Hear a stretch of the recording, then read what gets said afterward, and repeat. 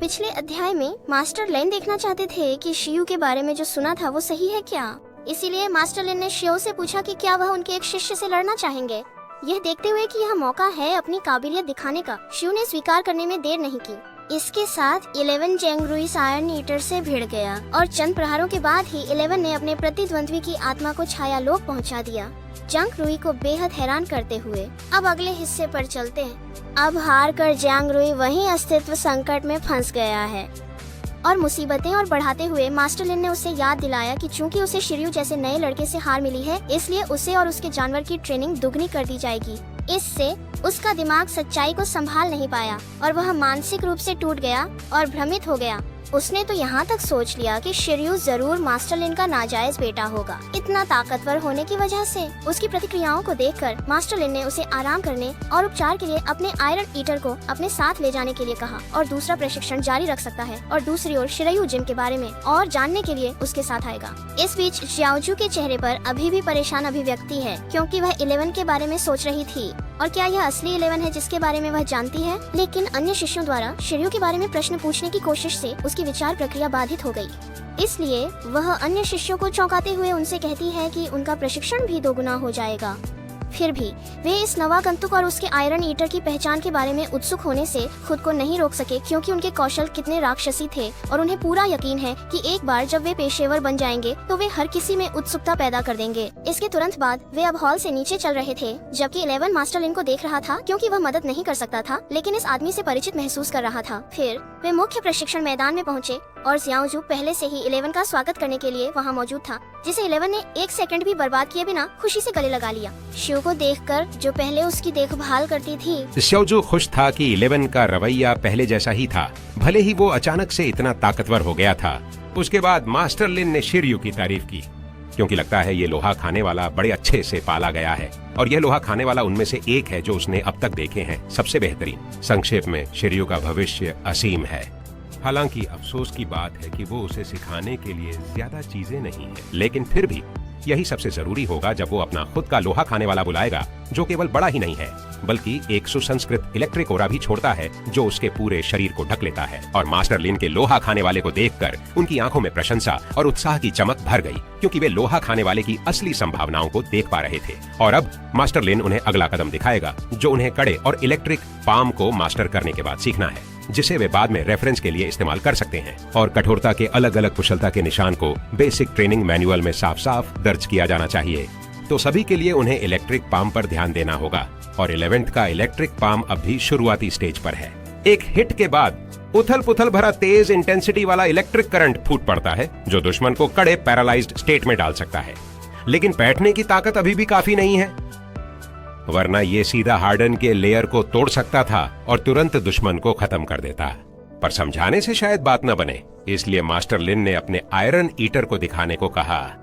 अपने काम को समझते हुए आयरन ईटर ने निशाने की तरफ मुड़ा और जैसे ही स्टील का पुतला सामने आया, उसने अपनी इलेक्ट्रिक शक्ति को चार्ज करने में वक्त नहीं गंवाया। उसने इसे अपनी हथेली पर सटीकता से केंद्रित किया और अपने निशाने पर बिल्कुल सटीक रिलीज किया, मक्खन की तरह उसमें से गुजरते हुए, चाहे उसमें कई परतें क्यों न हो। एक कुशल इलेक्ट्रिक पाम का प्रतीक पूरी तरह से दिखाते हुए शिरोयुन के 11 को यह दिखा दिया कि चाहे स्टील कितना भी सख्त क्यों न हो, बिजली की पैठ उसे तोड़ सकती है। इसे देखकर शिर्यू के चेहरे पर चौंक भरा आश्चर्य छा गया, क्योंकि उसने महसूस किया कि 11th का इलेक्ट्रिक पाम, जिसे वो दिन रात प्रैक्टिस करते थे, इसके मुकाबले कुछ भी नहीं है। उत्साह से भरी उसकी आंखों में चमक थी, जैसे वो इस आयरन ईटर को देखकर दंग रह गई कि कितना कूल और हैंडसम था, जिससे वो और भी ज्यादा मेहनत से ट्रेनिंग करने को प्रेरित हो रही थी ताकि गिगा पैंडा के बराबर पहुंच सके। जब उसे ये भरोसा हो गया कि सबको अपनी जगह समझ आ गई है, तो मास्टर लिन ने अपनी शिक्षा जारी रखी, उन्हें दिखाते हुए कि एक कुशल स्तर की इलेक्ट्रिक पाम कैसी दिख सकती है और ये भी तय हो सकता था कि क्या ये जानवर इसे नॉर्मल स्थिति में बदल सकता है। इसके साथ इलेक्ट्रिक पाम सिर्फ हाथ को ढकने वाले दस्ताने की तरह नहीं लगती, अब तो ये पूरी बाह और कंधों को भी ढक सकती है। अब जब उन्होंने इसे दिखा दिया, तो अगला काम ये है कि उन्हें इलेक्ट्रिक पाम को परफेक्ट स्तर तक ट्रेनिंग करनी है, जो कोई आसान काम नहीं है। लेकिन एक बार जब वो इस स्तर तक पहुंच जाएंगे, तो उसका आयरन ईटर बेजोड़ हो जाएगा, क्योंकि परफेक्ट स्तर की कुशलता पूरे शरीर में इलेक्ट्रिक पाम के जोरदार इलेक्ट्रिक करंट के साथ उत्तेजित करती है, जिससे एक शक्तिशाली तत्काल विस्फोटक बल पैदा होता है, जिससे स्पीड भी मिलती है जो आंख से भी परे होती है। और जब इलेक्ट्रिक पाम की ट्रेनिंग परफेक्ट स्तर तक कर ली जाएगी, वो घुसपैठ बिजली और आसमानी गड़गड़ाहट की ताकत अपनी रफ्तार के बराबर है। इसके साथ सच्ची बिजली को भी आधा काटा जा सकता है। इलेक्ट्रिक पाल्म की असली कमाल की महारत देख के 11 और शियू तो खुशी से उछल पड़े। हैरान करने वाली बात यह है कि 11 अब शियू की वो चीट स्किल सीखने के लिए बहुत ही ज्यादा तैयार है और फिर बाकी काम बाद में संभाल लेगा, क्योंकि वो इस स्किल को सीखना चाहता है बहुत ही ज्यादा। लेकिन मास्टर लिन का तो अभी भी कहना खत्म नहीं हुआ है, क्योंकि उन्होंने दोनों को बताया कि ये कुछ भी नहीं है, क्योंकि एक और लेवल है जिसको वे पाना चाहिए, और वो है super natural level electric palm. और ये सिर्फ तभी संभव होगा जब परफेक्ट हार्डन और इलेक्ट्रिक पाल्म को मिला दिया जाए, पूरी तरह से दोनों को चौंका देने वाला। और उनके इस अद्भुत रूप को देख के खुशी से शाओजू ने उन्हें कहा कि जो उन्होंने देखा है वो तो कुछ भी नहीं, क्योंकि ये तो साधारण कॉम्बो से बहुत ज्यादा ताकतवर है। लेकिन ये रूप हासिल करना आसान नहीं, क्योंकि उसके पिताजी के आयरन ईटर की महारत के स्किल्स सभी परफेक्ट लेवल या उससे भी ऊंचे हैं। और मास्टर्स की दुनिया में बीस्ट टेमर्स दो स्किल्स के परफेक्ट कॉम्बिनेशन स्किल को, जो परफेक्ट प्रोफिशिएंसी से ऊपर है, उन्हें प्रोफंडिटी कहते हैं। और अभी उसके पिताजी के आयरन ईटर, जिसे थंडर आर्मर भी कहते हैं, ने ये महारत हासिल कर ली है। इस कला की बदौलत वो थोड़े समय के लिए एक राजा स्तर के प्राणी से लड़ सकता है। लेकिन जैसा उसने पहले बताया था, संयोजन क्षमता सीखना मुश्किल होता है, क्योंकि अगर आयरन ईटर ने हार्डन और इलेक्ट्रिक पाल्म दोनों को एक साथ सीख भी लिया हो, तब भी ये जरूरी नहीं कि वो दोनों क्षमताओं को मिला पाएगा। यहाँ तक कि सख्त होते और बिजली की चपेट में आते हुए दोनों क्षमताओं को साथ में लगाना भी बड़ा मुश्किल है, जैसा कि पहले उसके पिताजी और उनके आयरन ईटर के साथ हुआ था। पहली बात ये देखनी है कि क्या पालतू जानवर दो क्षमताओं को एक साथ इस्तेमाल कर सकता है या नहीं। उसके बाद उन्हें ये देखना होगा कि क्या दोनों ऊर्जाएं आपस में टकराएंगी। और इन विरोधाभासों को सुलझाने का एकमात्र उपाय अपने क्षमताओं में दक्षता को बढ़ाना है, क्योंकि सिर्फ तभी जब क्षमता में पारंगतता पर्याप्त हो और पालतू जानवर किसी खास क्षमता के साथ बहुत अधिक परिचित हो, ये कौशल दूसरे कौशलों के साथ मिला के इस्तेमाल किया जा सकता है। क्या कौशल में जितनी दक्षता उतनी ही अधिक संयोजन कौशल की परिपूर्णता होगी। पशु प्रशिक्षण क्षेत्र में एक कहावत थी, संयोजन कौशल सबसे मजबूत नहीं हो सकते, पर सबसे मजबूत कौशल हमेशा संयोजन कौशल होते हैं। इसीलिए उच्च स्तरीय प्रशिक्षक इसे गहराई का नाम देते हैं। चाहे एक पालतू जानवर गहराई को समझ पाता है और कितना शक्तिशाली गहराई है, यही सबसे महत्वपूर्ण कारक होता है जब उच्च क्षेत्र में एक पशु प्रशिक्षक की साधना के स्तर का मूल्यांकन किया जाता है। और सही तो ये है कि तुम्हारे लिए जो अभी प्रोफेशनल पशु प्रशिक्षक भी नहीं हो, इसे समझना थोड़ा जल्दी है। ये तो प्रोफेशनल पशु प्रशिक्षकों के लिए भी बहुत जल्दी है। आखिरकार साधारण प्रोफेशनल पशु प्रशिक्षक भी जरूरी नहीं कि अपने पालतू जानवरों के कौशल को पूरी दक्षता तक पहुंचा पाए।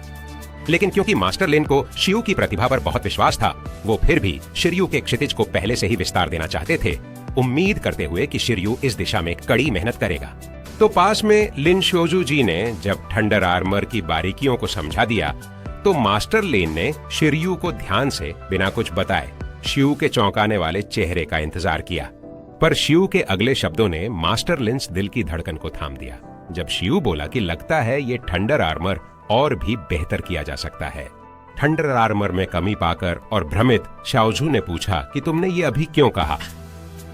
अपने बोले गए शब्दों से उन्हें भरमाने का एहसास होकर शियू ने समझाया कि ये इसलिए है क्योंकि आयरन ईटिंग बीस्ट की नजर कुछ अच्छी नहीं है और अभी की स्पीड को देखते हुए उसे चिंता हो रही है कि क्या वो अपने हरकतों को अच्छे से संभाल पाएगा। पर इससे तो मामला और भी उलझ गया, क्योंकि शाओजू को लगता है कि शिरयू कुछ नामुमकिन चीज चाहते हैं, क्योंकि परफेक्ट प्रौद्योगिकरण कोई नहीं होती और ये चाल तो पहले ही बड़े दुश्मन के खिलाफ बहुत अच्छी है जो स्पीड में इतना पारंगत नहीं है। पर शिरयू के लिए ये कोई समस्या नहीं थी, क्योंकि शिरयू ने ये कहा कि अगर कोई धारणा कौशल होता जो दुश्मन के हरकतों का पहले से अंदाजा लगा लेता या साफ साफ दुश्मन की पोजीशन को स्पष्ट करता, तो थंडर आर्मर का प्रभाव शायद पहले से भी ज्यादा मजबूत होगा। अचानक एहसास होने पर वो हंसते हुए 11 की ओर देखने लगा, क्योंकि वो सोच रहा था कि कैसे कठोरता इलेक्ट्रिक पाम और सुपर साइट को मिलाकर एक परफेक्ट थंडर आर्मर की गहराई बना सकता है। लेकिन ये 3 कौशल की गहराई जैसा ज्यादा लग रहा था, और अगर बड़े आकार के प्रतिद्वंद्वी का सामना करना हो तो सुपर साइट की जगह परफेक्ट लेवल मल्टीप्लिकेशन से बदल के अपने दिमाग में एक और नया कॉम्बिनेशन सोच लेना बेहतर होगा। पर मास्टर लिन तो वहीं खड़े खड़े शॉक्ड हो गए थे कि शियू ने अभी क्या कह दिया, और सोच रहे थे कि ये बंदा पागल है या बस ना समझ है, और अगर इसको लगता है कि स्किल्स सीखना इतना आसान है तो जाकर खुद ट्राई करके देखे। लेकिन वो जानते हैं कि एक मास्टर होने के नाते वो ये बातें एक जूनियर से, खासकर शिरयू जैसे होनहार बच्चे से बस यूं ही नहीं कह सकते। तो मास्टर लेन ने शिरयूज बयान को जितना हो सके नरमी से खारिज करने की कोशिश की, उसे बताते हुए कि उसके बयान की बड़ी समस्या यह है कि लोहा खाने वाले जानवरों के लिए धारणा कौशल सीखना आसान नहीं है। हालांकि मास्टर लिन ने उसके विचार की सराहना भी की। बहुत अच्छा है, हर गहनता उत्तम नहीं होती, इसकी अपनी खामियां और कमियां हैं। इसलिए नए कौशल को गहनता के संयोजन में एकीकृत करने से यह गहनता की प्रभावशीलता को बढ़ा सकता है, लेकिन यह अभी भी उससे बहुत दूर है। इसलिए उसे इलेक्ट्रिक पाम की दक्षता बढ़ाने के लिए अपने लोहा खाने वाले जानवर को प्रशिक्षित करने के अपने वर्तमान लक्ष्य पर ध्यान केंद्रित करना चाहिए। उसके बाद वह हार्डनिंग और इलेक्ट्रिक पाम के सरल संयोजन को आजमा सकता था, लेकिन उसे यह हमेशा याद रखना चाहिए कि इलेक्ट्रिक पाम की दक्षता बढ़ाना आसान नहीं है। आखिरकार यह कौशल कोई लोहा खाने वाले जानवर का जातीय कौशल नहीं है। प्रारंभिक स्तर से लेकर कुशल स्तर तक हथेली में अत्यधिक मजबूत सहन शक्ति और बिजली प्रतिरोध की आवश्यकता होती है। इसमें कुशल होने के लिए पालतू जानवर को मजबूत ऊर्जा नियंत्रण और मजबूत शारीरिक समर्थन की आवश्यकता होती है। जहां तक विशेषज्ञ स्तर से पूर्णता की ओर जाने की बात है, प्रशिक्षण प्रक्रिया के दौरान एक भी गलती से पालतू जानवर घायल हो जाएगा। प्रशिक्षण प्रक्रिया बेहद खतरनाक है और हर कदम बहुत खास है। बात यह है कि अगर उसको अपनी साधना में कोई दिक्कत आती है तो मास्टर लिन ने शिर्यू को सलाह दी है कि वो बेझिझक उससे मिलने आए। मास्टर लिन को पूरा भरोसा है कि शिर्यू को उसके और मार्गदर्शन की जरूरत पड़ेगी। हालांकि उसने शियू को इलेक्ट्रिक पाम की खूबियां हर महारत के स्तर पर दिखाई हैं, लेकिन वो जानता है कि अभी भी कई तरीके हैं जो कि आसान नहीं है। इस पर शिर्यू ने बिंदास जवाब दिया कि वो पूरी कोशिश करेगा और उसके चेहरे पर कोई परेशानी का भाव भी नहीं था। उसी समय छोटा लोहा खाने वाला जानवर 11 लगातार ये महसूस कर रहा था कि दोनों की सोच एक जैसी नहीं है, और वह सही था। मास्टर लिन सोच रहे थे कि वो पहले शियू को एक नॉर्मल कॉम्बिनेशन स्किल डेवलप करने देंगे जो कि हार्डनिंग में और इलेक्ट्रिक पाम में माहिर हो, जो कि भविष्य में शियू के वोकेशनल असेसमेंट के लिए काफी होगा। वहीं शियू ये सोच रहा था कि वह perfect hardening, perfect electric palm और परफेक्ट मल्टीप्लिकेशन कब हासिल करेगा, ताकि वो सीधे थंडर गॉड आर्मर मोड को एक्टिवेट कर सके, जिसमें वह एक ही स्ट्राइक से एक पूरे शहर को तहस नहस कर सके। उसके बाद हो गया तो श्याओझू ने शियू और बाकी लोगों को ट्रेनिंग हॉल की सुविधाओं से मिलवाया, जहां वो लोहे खाने वालों की बेसिक क्वालिटी ट्रेनिंग के लिए सारे उपकरण आराम से इस्तेमाल कर सकते थे। पर 11 को थोड़ा बोर लगा, क्योंकि वो इमारत से कूदने जितना खतरनाक नहीं दिख रहा था। पर 11 के लिए सरप्राइज था कि अगला कमरा जो श्याओझू ने दिखाया वह बिजली पैदा करने वाला ट्रेनिंग रूम था। खास तौर पे लोहे खाने वाले जानवरों को उनकी बिजली की प्रतिरोधक क्षमता बढ़ाने के लिए डिजाइन किया गया था। इसमें जितनी ज्यादा बिजली दी जा सकती थी वो ट्रांसेंडेंट लेवल की थी। वहां पास में एक इलेक्ट्रिक स्विमिंग पूल भी था। इससे न सिर्फ वो लोहे खाने वाले जानवरों को पानी में लड़ने की ट्रेनिंग दे सकते थे, बल्कि इससे उनकी बिजली की प्रतिरोधक क्षमता भी बढ़ सकती थी, जिससे 11 के इमोशंस एकदम से खुशी से भर गए। फिर वो एक्साइटेड होकर अपने टेमर से पूछता है कि क्या वो अभी इसका इस्तेमाल कर सकता है, क्योंकि उसका जानवर पूल इस्तेमाल करने के लिए उत्साहित दिख रहा था। बिल्कुल, तुम उसे जाने दो, और अगर वो यहाँ के उपकरणों का इस्तेमाल कर सके तो ये सच में ज्यादा वैज्ञानिक और व्यापक होगा कि लोहे खाने वाला जानवर खुद को मौत के मुंह में धकेले। सबसे खास बात, यहाँ उनको फोकट में खाने पीने को मिल जाता था। थोड़ी देर बाद मास्टर लिन जल्दी जल्दी लोहा खाने वाले जानवर पालने के अपने समझ को सारांशित कर रहे थे, जिसे वो श्याओझू को जाने से पहले देने की सोच रहे थे। उसी समय श्याओझू ने दरवाजे पर दस्तक दी और अंदर आ गई। चौंककर उन्होंने जो कर रहे थे वो रोक दिया और श्याओझू से पूछा कि क्या शियू और उसके लोहा खाने वाले ने खाना खत्म कर लिया है और क्या उनको मजा भी आया, जिस पर लिन श्याओझू ने सोचा कि ये बहुत मुनासिब होना चाहिए।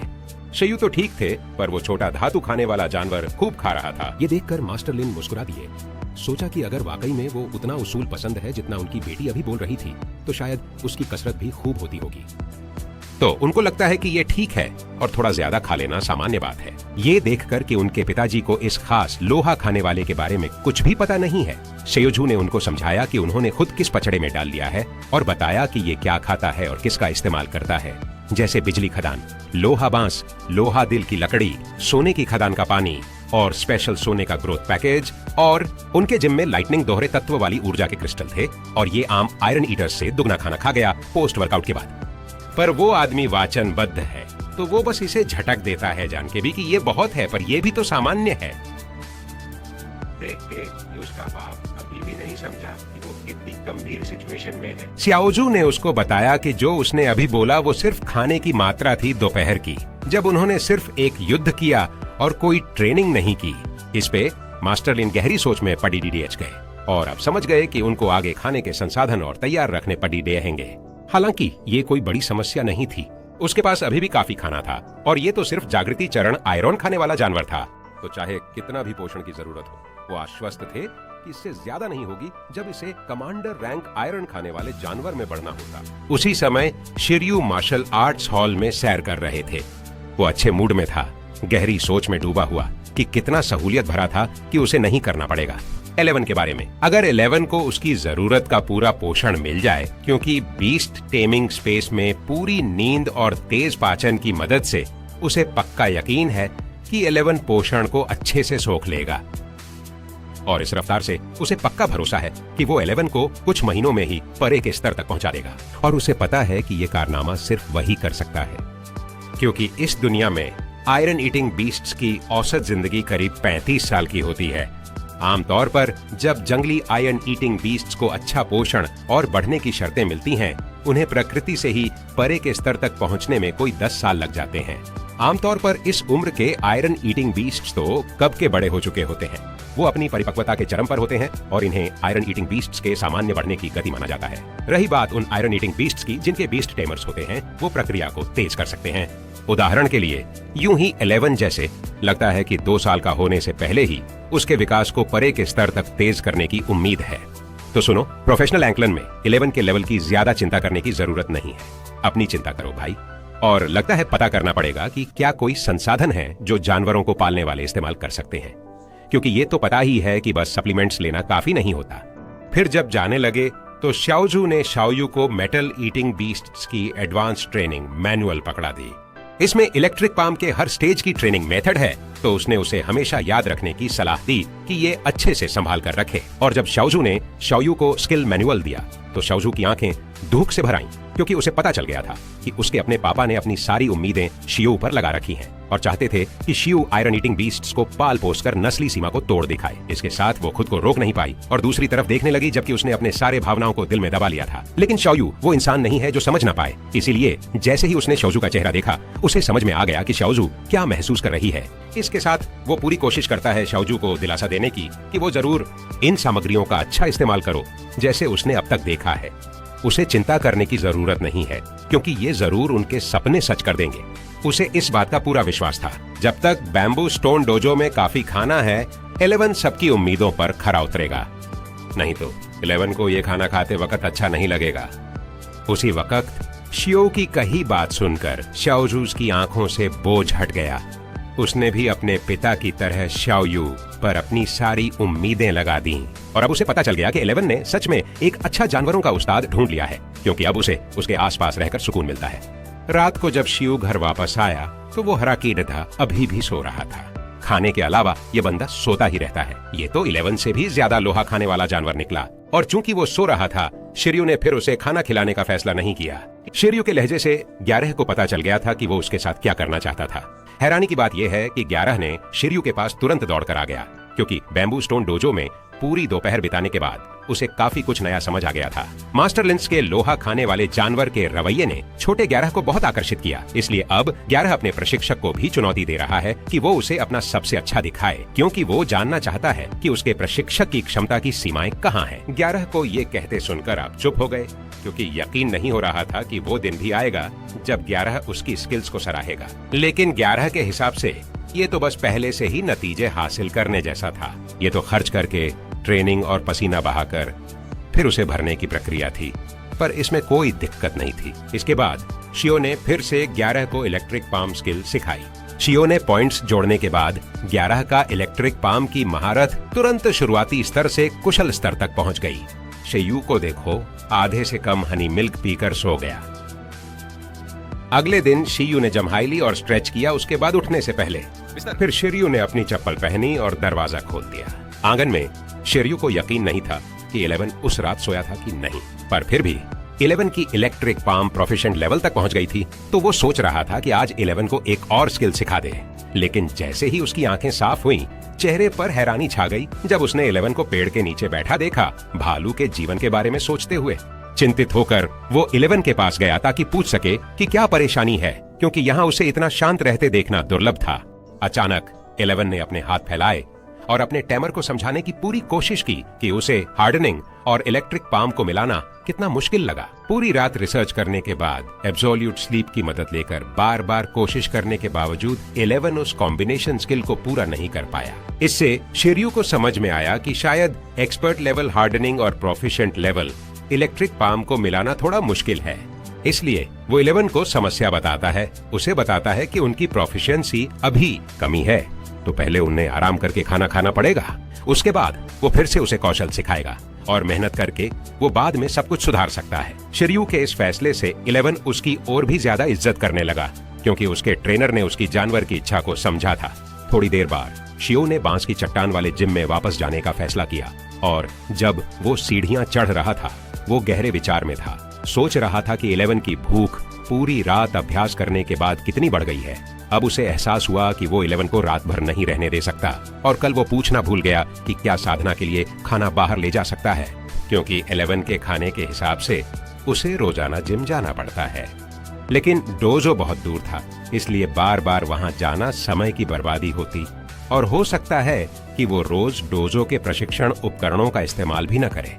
लेकिन उसे हैरानी हुई जब वो ऊपर पहुंचा तो देखा मास्टर लिन पहले ही जाने की तैयारी कर रहे थे। पर जाने से पहले उसने शियू से पूछा कि क्या वो खंडहरों की खोज करने का प्लान बना रहे हैं, क्योंकि उन्होंने टेनमिंग पहाड़दीह पर आकलन में हिस्सा लिया था, जिस पर शियू ने जवाब दिया कि हाँ वो करेंगे। ये सुनकर मास्टर लिन बहुत खुश हुए, और 20 टेमर ट्रेनीज और सैनिकों के फीडबैक के अनुसार वो रुइन वाकई में ट्रेनिंग के लिए बढ़िया है। इस ताकत के साथ हो सकता है उसे कुछ अनपेक्षित फायदा मिल जाए, और इस बार जियांग रुई और अन्य लोग भी खंडहरों की खोज करेंगे, यानी कि वो फिर से मुकाबला कर सकते हैं। फिर मास्टर लिन ने बर्फीले पहाड़ की ओर देखा और हल्के से सांस ली, और शियू से कहा कि वो पिंगचिंग को कुछ वक्त के लिए छोड़ रहे हैं, तो अगर मार्शल आर्ट हॉल में कुछ समझ ना आए तो शुजू से सीधे पूछ सकते हैं। उसके बाद मास्टर लिन जल्दी में चले गए, पर शिर्यू अब तक ये नहीं पूछ पाए थे कि क्या डोजो में कोई डिलीवरी सर्विस है। लाचार होकर उसे कैंटीन जाकर ही पूछना पड़ा। जगह पर पहुंचते ही एक अधेड़ उम्र के आदमी ने उसे मिलके बताया कि आइसफील्ड सिटी में ज्यादातर लोहा खाने वाले जानवरों के पोषण, सप्लीमेंट्स और खाना यहीं पे बेसिकली ऑर्डर होता है। तो यहाँ डिलीवरी सर्विस तो पक्की है, और हॉल मास्टर लेंस ने कहा कि वो डोजो के कल्टीवेशन रिसोर्सेज का आराम से इस्तेमाल कर सकती है और डिलीवरी का सपोर्ट भी देगा। तो शिर्यू को बस उसे क्वांटिटी, पता और डिलीवरी का टाइम बताना था। ये सुनकर शिर्यू बहुत खुश हुई, क्योंकि ये उसके अंदाजे से भी आसान था। इसके बाद उसने फौरन उस आदमी को बोला कि वो पहले लोहा खाने वाले जानवर के रोज की भूख से 3 गुना ऑर्डर देगी, जिससे वो आदमी एकदम हैरान हो गया। 3 दिन के खाने के रिसोर्सेज की अपॉइंटमेंट फिक्स करके शिर्यू डोजो से चली गई। कुछ दिन बीत गए और अब सिर्फ 3 दिन बाकी थे खंडहर की खोज से पहले। वैसे देखा जाए तो शाओजूस परिवार काफी दरिया दिल निकले, और वो समझ में आता है, क्योंकि एक साधारण परिवार प्राइवेट पांडा ब्रीडिंग बेस कैसे अफोर्ड कर सकता है अगर उनके पास पैसे न हो। अब जबकि उसके पास इतने सारे सप्लीमेंट्स, खाना और पोषण की चीजें हैं, 11 की ताकत में जरूर जबरदस्त इजाफा होगा।